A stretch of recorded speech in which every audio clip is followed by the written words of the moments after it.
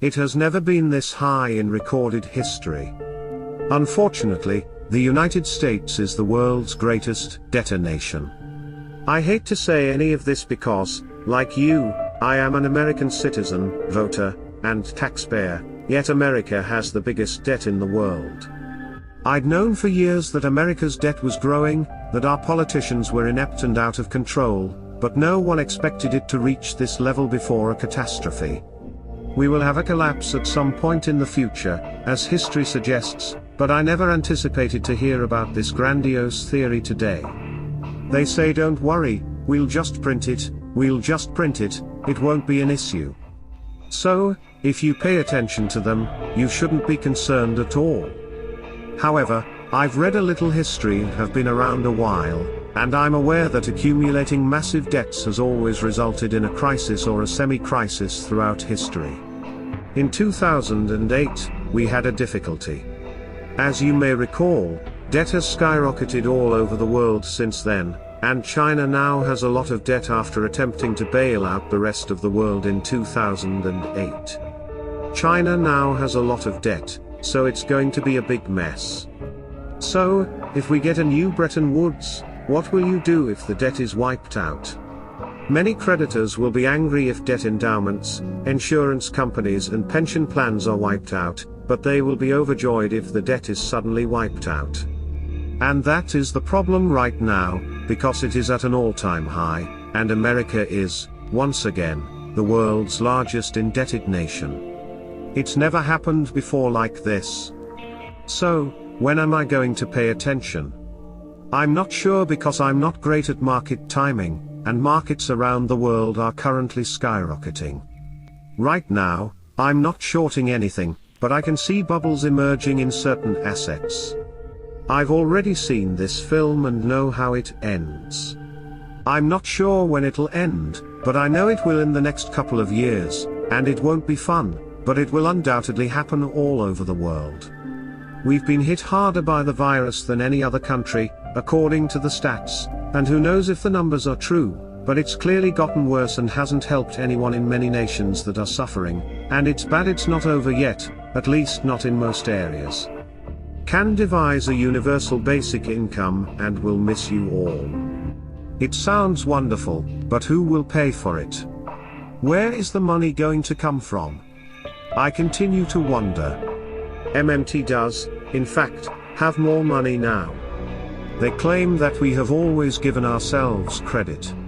When people lose faith in money or governments, we peasants all have some gold and silver in the closet, as well as some silver beneath the bed. Forget what politicians and academics say, we all have gold and silver buried away, and I do, too, with more to come. I'm just not sure when I'll be able to buy more. But the most important thing is to be prepared, since when we have troubles, it isn't fun, next time will never be as fun, and next time will be even worse because dad is so high. So, with my girls and everyone else, I'm trying to ensure that they develop their own personal skills. They are both fluent in Chinese. For example, I'm attempting to prepare them for what may or may not be the 21st century. If I'm correct, Chinese will be a vital language for them throughout their lives. So that's one of the things I've been trying to prepare them for. I've been teaching them to save money since they were newborns.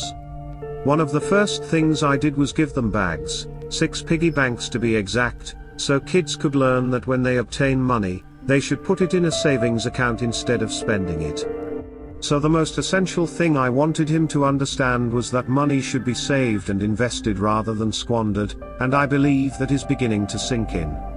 So far, everything has gone well. I've discovered that there is no such thing as too much homework study preparation. You can always do more, and you should, since something will get you out of this. Know exactly what's going on. Don't believe in believing, believe in facts, abandon reality, ensure that you know what you're doing, and that if you merely become passionate, hope, or believe something, you'll most likely suffer greatly. So I tell everyone to stick to what they know. There won't be much relief after that. It'll be grounded in reality.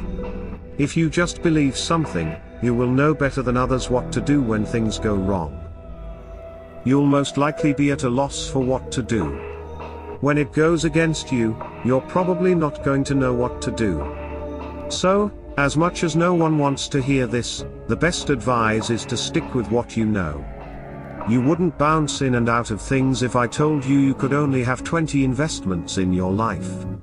You wouldn't jump into things based on what you saw on TV, for example, and you'd be better prepared.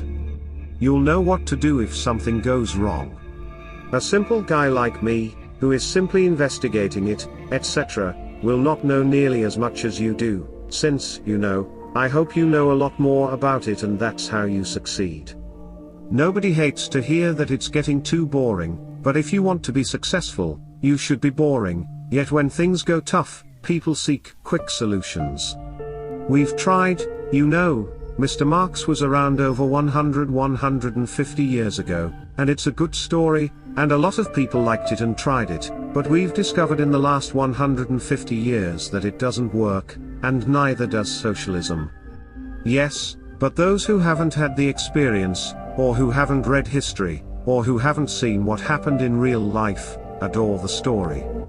Even human nature, I can tell you, because it's a good story and a simple story, more people will attempt it or MMT when things become really terrible. Because there is more money today, people will attempt any good narrative, even if it is a simple story, because they believe, unfortunately, there is no free lunch. What I'm talking about is human nature. You don't have to travel the globe to understand human nature, just read a history of nothing and people will seek the easy solution, and no, I know it won't work, and it will just make things worse in the end. In the United States, after 2008, people simply printed, spent, and borrowed vast sums of money. Everyone agreed that this was the only option. We'll have to borrow a lot of money and spend a lot of money in order to get ahead of the game. It's the only thing that can save us. As a result, they, like me, remarked, "Wait a minute, people, this is making it worse. It'll just make things worse in the end." At the end of the day, it's good to be elderly. I don't have to be anxious about the outcome of this. It is not a good moment to be young, because all young people will confront large, and I mean enormous, debts and troubles throughout their careers, with no easy way out. You can try simple responses like 2008, but someone will have to pay the price in the end.